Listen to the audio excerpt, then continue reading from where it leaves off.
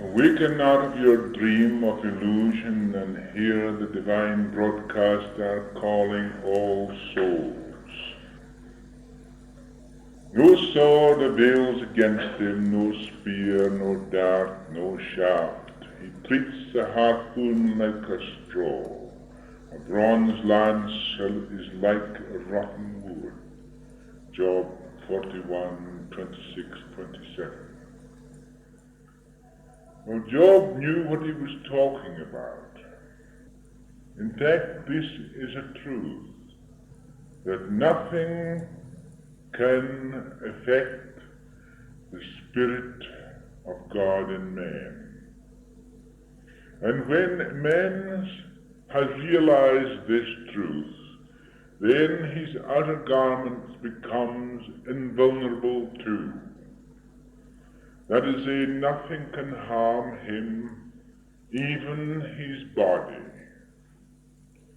It is known, and I have seen these things myself, by the masters in the Himalayas, where the body is subject to the spiritual control of the individual. And heat and cold makes no effect upon it. White heat, cold as ice, yes, 50 degrees below zero, in fact, has no effect upon them. While other people will be frozen to death, while at the same time white hot iron has no effect upon the flesh. So you see, it is this power of the Spirit when it is recognized. But this realization does not come to the individual who lives in separation. If you live in separation, it's impossible for the mind to free itself from the limitations that it has accepted. And not until the mind is freed from limitations can the Spirit manifest through that mind and produce its own power. And Job knew this. God is creative spirit, ever present and present everywhere and eternal now. This must first be comprehended before the mind can become a channel for the unlimited creative power to manifest through the individual. If I say to you, or you say to yourself, God is love, which you know is true, but if you are antagonistic, if you have separations between one and another, if you have certain beliefs that create separation from one mind and one individual and another, then you cannot say that God is love, because you don't know. It's only an idea in your mind. Therefore, you go and then what do? You worship in church, you kneel down, while all the time you're antagonistic to your brother. Now, is your worship not utterly hypocrisy? You think then that God hears your prayers? The Master said, when you have anything against your brother, go and make it up with him. Make it well with him, and then come to God and pray. God only knows love and sincerity. God is not moved by any form of will of man. God is not moved by bribes. God is not moved by any belief. God is only moved and easily moved with love and sincerity. In him who is infinite must exist all life, consciousness, and intelligence. Truth is a name given to the sides of the expression of life, consciousness, and intelligence. Therefore God knows no want, neither is he subject to time, space, or circumstances. When this is understood by the individual mind conceives the unlimited state of man. God being infinite, man must be the expression of the infinite God. In man, the divine spirit manifests. Therefore, man must share the resources of the divine spirit. Man must also live and move and have his being in the infinite, and must therefore share the creative power and potentialities of the infinite who created him in his image and likeness. What is the hindrances to the expression of the Spirit? If one could do it, all can do it. It was this complete freedom, the unlimited state of the Master's mind, of Jesus' mind, that enabled him to perform all those feats we read about. But we know that it can be done for the simple reason when we also clear away the hindrances in our mind, we find the Spirit of God manifests. But it's difficult for the individual who's caught up in limitation, in self, which is limitation. And the greatest limitation is the self. Then if everything moves round the self and the self alone, then the self is limited completely. Of mine own self I can do nothing. It's the Spirit of the Father within me that doeth these things. Thus there can only be one Father of all, who is in all, and through all, and is all. Call no man your father on earth, for one is your Father who is in heaven. These words now have a true significance for us all.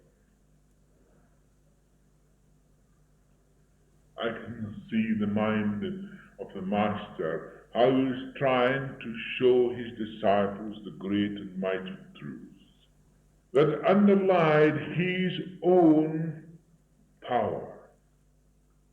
And he showed definitely that if anyone would believe in him and him who sent him, if anyone believe in me and him who sent me, they have eternal life.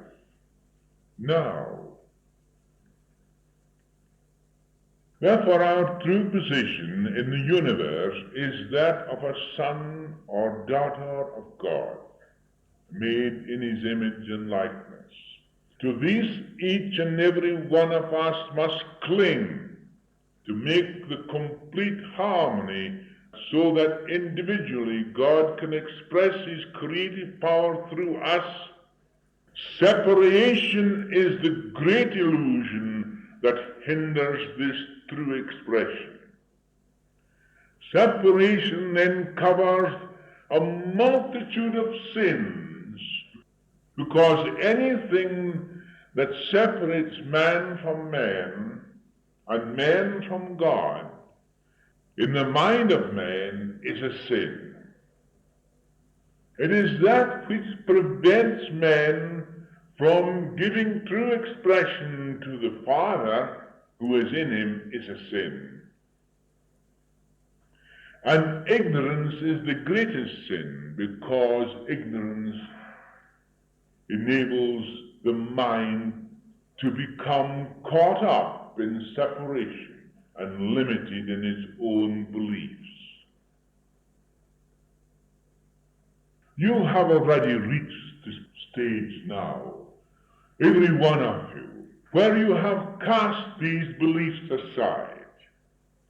You've seen that they are limitations. You've also seen that they are the beliefs of others. And if you accept the beliefs of others, then you are limited. No inspiration can come from any other person. No inspiration can come from any human being. Inspiration can only come from the Spirit within man. Christ is the inspiration in all of us. Any other inspiration is a limitation. If inspiration comes from a belief, then you are limited.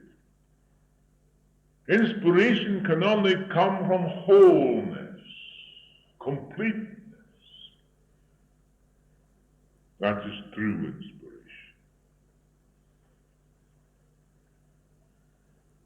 As his children, therefore, we are in reality pure spirit, not subject to ills which the mind of man thinks he is subject to. If the soul of man or woman is disturbed, it is because fear has entered the mind and the real truth is for the moment not realized. When you are caught up in fear, caught up in the self, caught up in possessiveness, caught up in any of these emotions, is the truth in you? No. Look into the mind of an individual that's caught up in these things and you will see that there is no truth in it, because it's for the time being caught up until such time as they're able to discern what they're doing, what they're thinking. And when this true discernment comes, there is freedom. Discerning just on the surface is of no value. That discernment must go deep down into the individual. And therefore discern these things that are a hindrance to the true expression of the Spirit or truth in man. Yet in pure spirit we live and move and have our being. Be ye perfect as your Father in heaven is perfect, is the saying of the Master who knew the life of God in mankind. Here is the great truth. Don't you see now the hindrance to this is in your own mind. If we could sweep away all separation, the belief in separations, the beliefs that cause separation, all limitations in the mind, these limitations that you are born with, limitations you gather as you grow, the fears that become dominant in your mind, the this and the that, then your mind is crammed full with limitations, and there is no possibility of the truth manifesting in an individual that is so bound. Now let us ask ourselves this question. What is breath?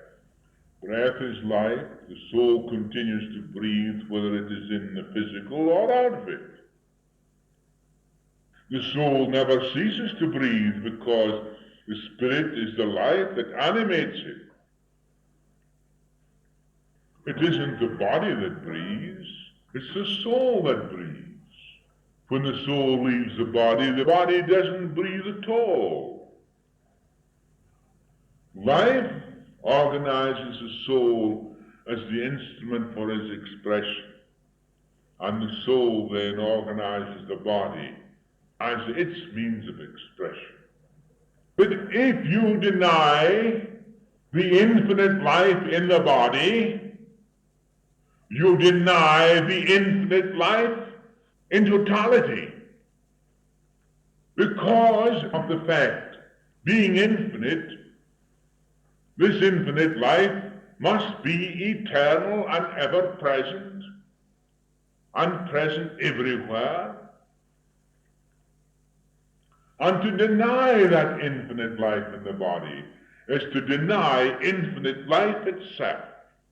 And if you then deny this infinite life in the body, you have limited yourselves. And there is no limitation. The mind creates the limitation. Spirit has no limitation. God is creative spirit, ever present and present everywhere and eternally now. And when we realize this truth, I not say that it is easy by any means, because you are caught up in limitation. If you are in a prison, you've got to break down the bars, the doors, and these things that make you prisoners.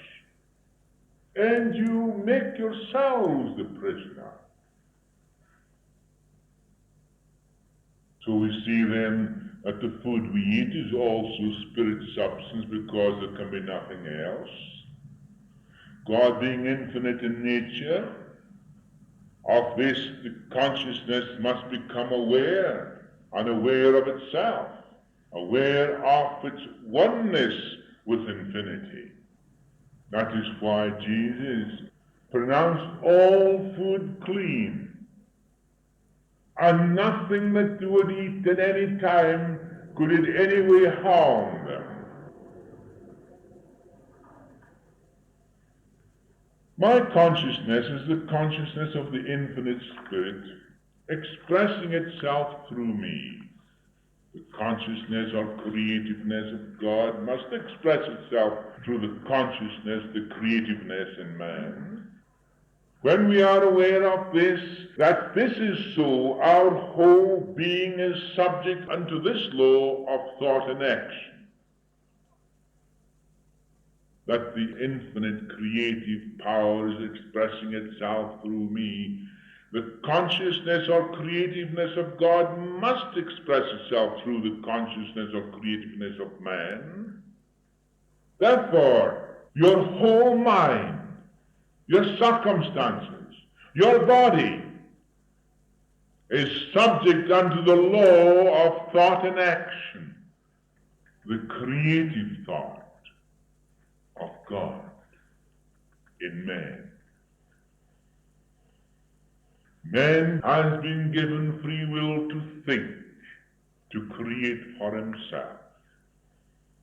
He learns dearly because he's allowed other people to do his thinking for him and not think for himself. Thinking for yourselves free you. To accept another's thinking, I tell you, limits you and binds you.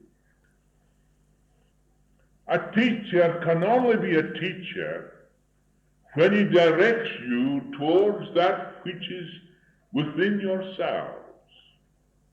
A teacher can only be a teacher when he directs you how to free yourselves. A teacher can only be a teacher when he directs you to look into your own self and find there what is hindering the true expression of the Spirit of God. A true teacher is only a true teacher when he realizes this truth, that God and he are one, the Father and I are one, but I of myself am nothing. It's the Spirit of the Father within me that doeth these things. But a teacher that tells you how to think is a thief and a robber, and is no teacher at all. Jesus never taught you how to think. He told you how to find that which is perfect in itself within you. And all his words were directed to the Spirit of God in man. His parables, as we will see later on in this course, how beautiful they were placed, showing that as man began to think for himself, he could find the kingdom of heaven. The prophet says, the Spirit of the Lord is upon me, meaning that he was aware that the Spirit of God was actually working through him. His words may have been tinged by his own beliefs. Thus, inspiration is always according to his capability to receive, free from limited ideas or beliefs, free from opposites, free from prejudices, antagonisms, and separation. If you put God outside yourself and you make him relative, you think you can get inspiration through a mind like that? Do you think that on your knees and you pray to some God you think is outside? Why, Jesus made it plain. You pray to something you do not know, but we pray to that which we do know. Therefore, our differing beliefs are a hindrance to the Spirit's true expression. And you have found out that by now, I hope to God. If it is our belief in the evils we think we are subject to that is the cause of sickness, worry, and fear, understanding the truth is the key to freedom. Ideas create their opposites. We must be free from opposites. When I say health, the opposite, ill health, rises to combat it because the mind is full of opposites. When the consciousness is not aware of its source, even hope, peace, love create opposites in the mind that lives in separation. Therefore, if you say that God is love, and you have separation in your mind, a belief in evil, then you know and you have a devil. That is the opposite of God. But God being infinite in nature and is all there is, and if God is, then the devil is not. It's a product of the mind of man. No matter whether a prophet invented it or any other person invented it. It is for you to think these things out for yourselves and find the truth about them. Now, the science that eliminates opposites from the mind is understanding of the divine truth as Jesus taught it. When I claim all that God has, I make my claim knowing that by doing so I am expressing his will in me. His creative mind is in action through me, but this is not so easy as it looks. Because the mortal sense mind is concerned with the things of this world and not with the things of the Spirit.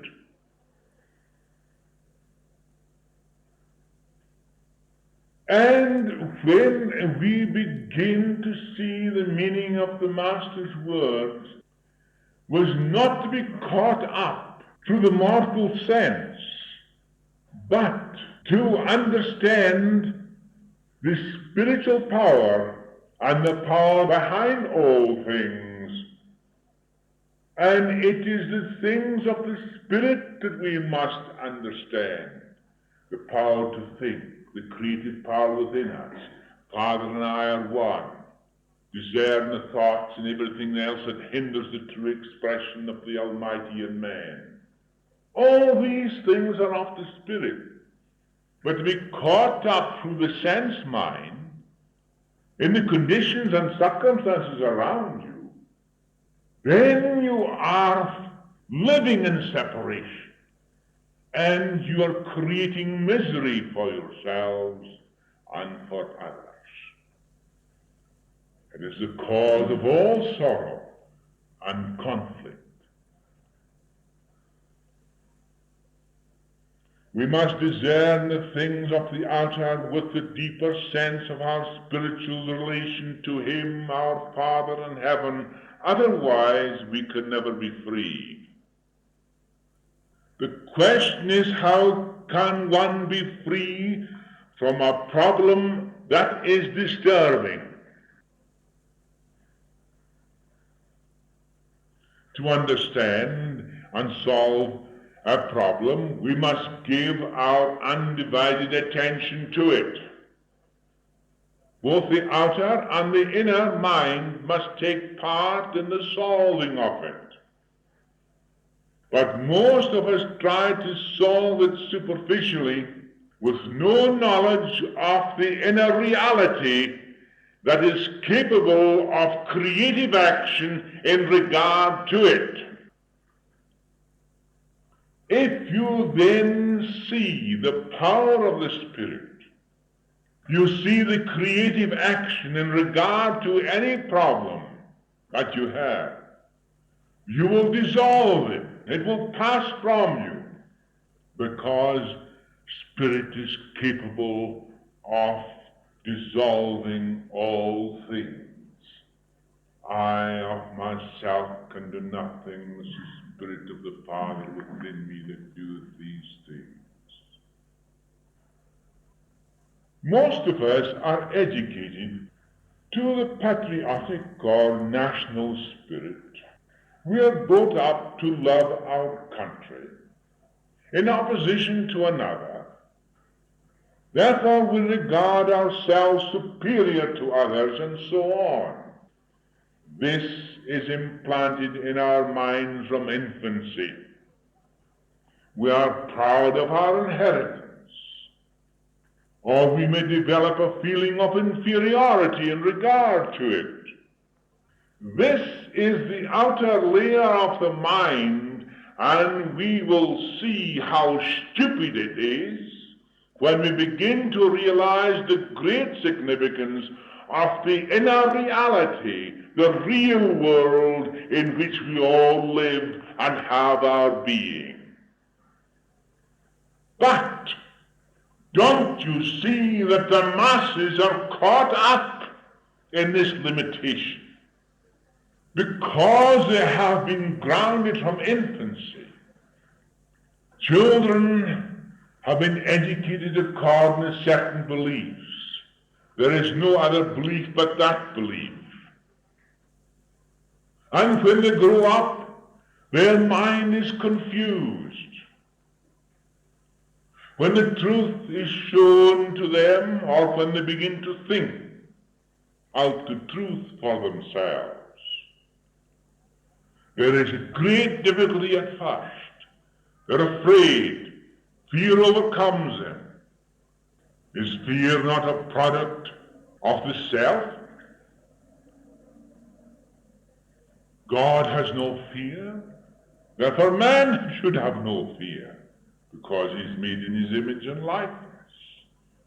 But that prison that he is in is barred and locked. All his life he has not been allowed to think for himself. In fact, he cannot think for himself. And a great many don't want to think for themselves. They're too damn lazy. What is necessary is to see the truth that is real. Then the bars and windows will break down. But if you are too lazy to think for yourselves, then you still remain in your prison, which rules you by beliefs and tradition. Now the nationalistic spirit feeds on vanity, the assertion that we are this or of that race feeds our puffed up ego. Then we are ready to kill to defend what we think is our race or tradition. Now don't you see how stupid it is when there is but one light, one God manifesting in all and is all, Don't you see this stupid separation in the mind of man is causing all this trouble in the world? Not until such time as we begin to think and see those things can we discard them. By identifying ourselves with our self-importance, we hope to become greater, but we only become poorer. Remember, the nationalistic spirit is used for economic purposes, for fear and hatred, to unite one section of people against another. When we become aware of this problem and its implications, we'll perceive its effects: war, misery, starvation, destruction, confusion, controls, and limitations. Here is sound reasoning, my students, and the only sound reasoning. It is because you have not discerned these things that you're caught up in them. The denial of human unity breeds endless wars and brutalities, economic and social division and tyranny, sickness and misery. If we understand this with the thin layer of our outer consciousness on, we will still be caught up in tradition, opinion, fear, or conquest. If you only discern these things with your fleeting mind, and you pass on, not recognizing them for what they are, you'll still be caught up in them, with the result that you're adding to the misery of the world. No matter whether you say you are a Christian, no matter whether you say you are a Hindu or a Mohammedan, or you follow any particular religion, or you go on your bended knees morning and night, it makes no difference. If these things are still in you, then you are not a follower of Jesus the Christ. If there is separation in any way whatsoever, you are not a follower of Jesus the Christ, and never can be. So you can get up from your knees and stop praying altogether, because it doesn't do you one bit of good. It is all hypocrisy.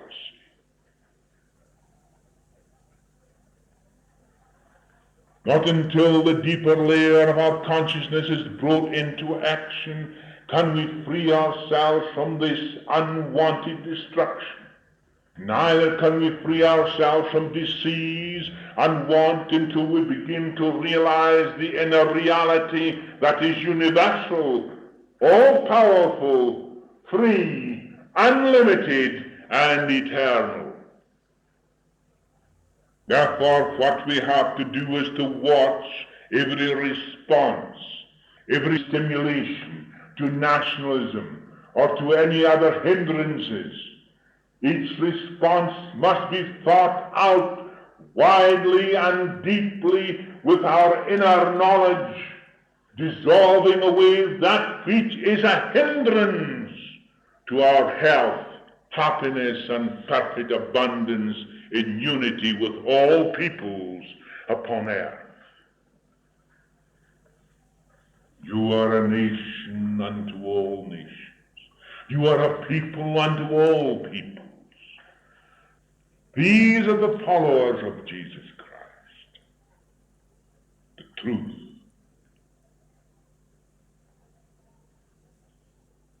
When all these hindrances, conflicts, and sorrow are deeply and wholly understood, they are dissolved away because they are not of the perfect life that the Master spoke of, and which we are trying to understand. This is the hidden law awaiting true expression in mankind. What I have in mind to do is to reveal the teachings of the Master as a true guidance for us in this 20th century. The New Testaments contain all the teachings of the Master, which consist of 27 separate books, which include the four Gospels, Matthew, Mark, Luke, and John. The first three Gospels cover much of the same ground, but the fourth, with a quite different feeling, stands out by itself. It is said that Matthew wrote his Gospel for the Jews in the Hebrew language. St. Mark was the companion and secretary to St. Peter, and had composed his Gospel from the oral teachings of St. Peter. It is said that St. Mark's work is molded upon the teachings of St. Peter, which shows the salvation of all nations through the teachings of the Master Jesus. The uniting of all peoples throughout the world through the teachings of the Master Jesus. But what has happened to the teachings of the Master Jesus? We have created cults and divisions. We have put Jesus up as an idol to worship, and they have not taken into consideration even one word that he expressed, which is the greatest thing in the world. As he was asked by the Pharisees, what is the greatest commandment? He said, love the Lord thy God with all thy strength, with all thy might, with all thy heart, with all thy mind. And there is a second like unto it. Love your neighbor as yourself. The laws of the prophets all stand on that. The Gospel of St. John was the fourth Gospel and was written in Ephesus and is universally accepted as the work of the disciple whom Jesus loved.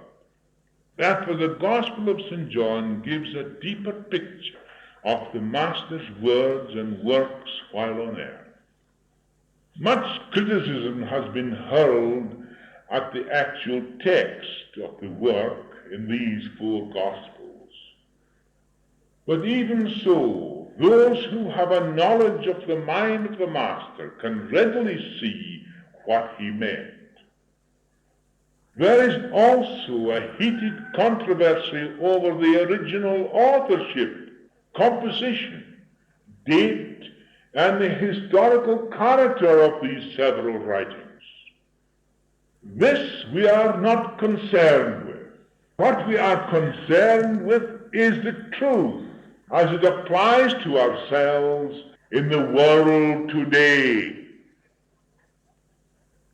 I could labor through all these textual criticisms, but it would avail nothing. What I want to show is the inspiration in these Gospels. What use would it do for me to take all these various criticisms,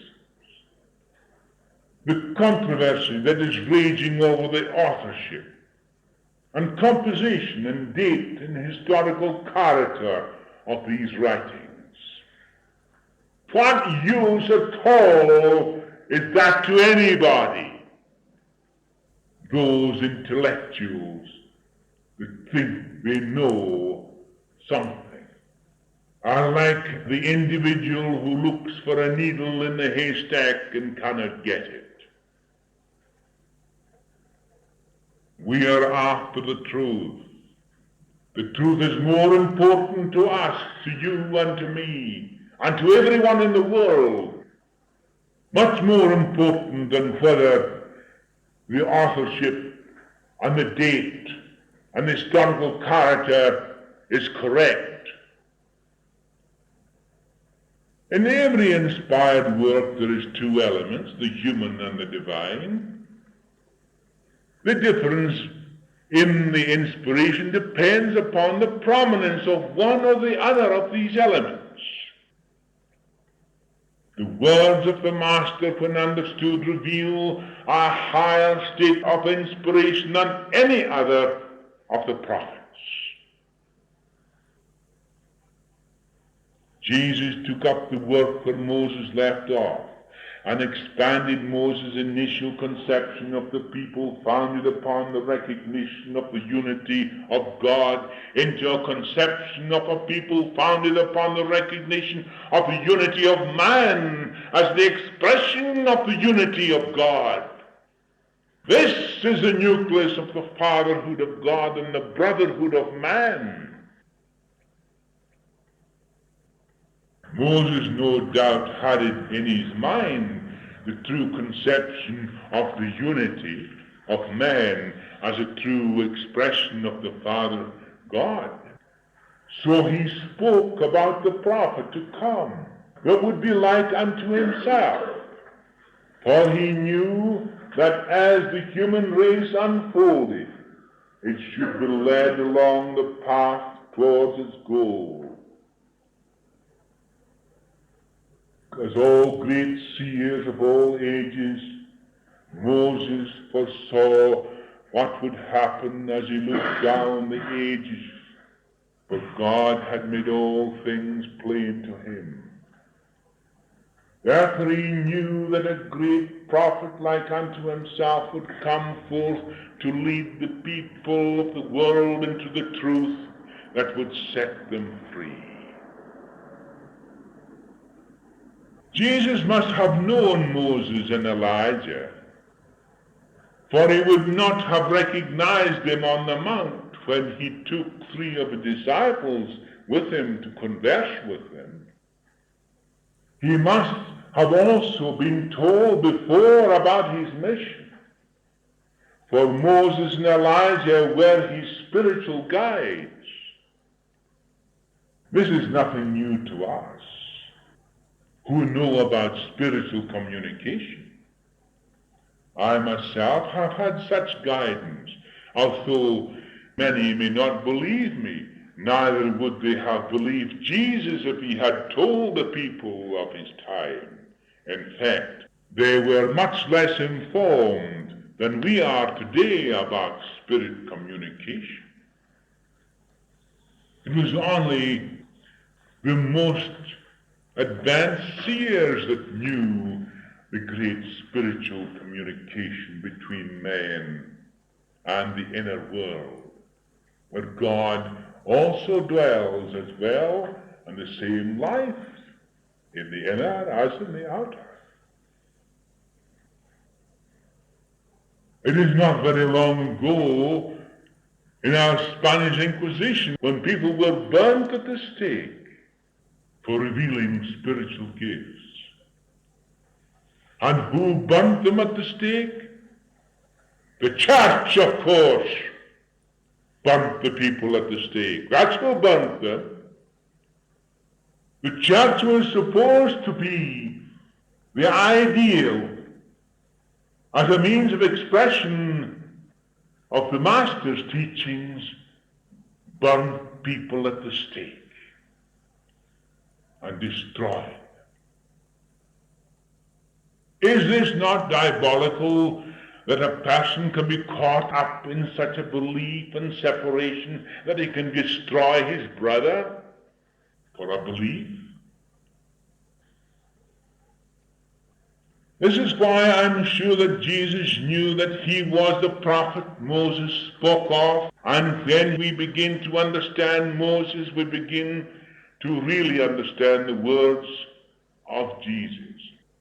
And Jesus knew that he was the prophet because he must have spoken to Elijah and Moses long before he went up to the mount to speak to them again, to bring his disciples up so that they could also see by their own eyes that inner world of reality, the world in which the soul dwells, I am not of this world. I am of a greater world. In Luke 4:24, Jesus said, Verily I say unto you, no prophet is accepted in his own country. Meaning, I am like all the other prophets, for I am rejected in my own country, and I am obliged to give my blessings to strangers. What Jesus conveyed in his own words is just what scientists have explained to us today. Physical scientists' explanations of the ether corresponds to the substances which the Master called water. Physicists recently have given to the world the explanation of that substance which pervades throughout the whole universe, known as ether, which is the basis of matter, and the framework in which matter is built. This explanation of this substance corresponds with what the Master said in regard to it when he called it water, that movable substance in which everything can move, because the word ether was not invented then. Unless you're born this time of spirit and water, you shall never enter the kingdom of heaven. Unless you understand that you are born of spirit, and there is a substance more subtle than material things, then you'll die in your ignorance. The movement of the divine will within will enable man to reach a height not yet even contemplated today. John 13, 34, 35, 36. I give you a new command, to love one another as I have loved you. You are to love one another. By this, everyone will recognize that you are my disciples, if you have love for one another. You can only love one another really when there is no division, when there is no high, no low, no king, no tramp, no high society, middle society, low society. Don't you see how stupid these things are? And I've read this so often, I've studied it so often, and I know that it's true. I give you a new command to love one another as I have loved you. You are to love one another. By this everyone will recognize that you are my disciples, if you have love for one another. Benediction. O divine broadcaster, thy wisdom is searching the ether for hearts attuned to thee. The kingdom of man's mind has been clogged with illusion and has not yet heard thy call. Yet the downpour of thy love will wash away the embitterment of race, color, and class prejudices. And in thy everlasting pool of wisdom and understanding we will bathe, and there wash our ignorance and cruelty away. And over the dark paths that we have trod, carpet them with thy loved roses, so that those who follow will inhale thy fragrance as they tread, pointing the way to thy palace of peace and freedom, O divine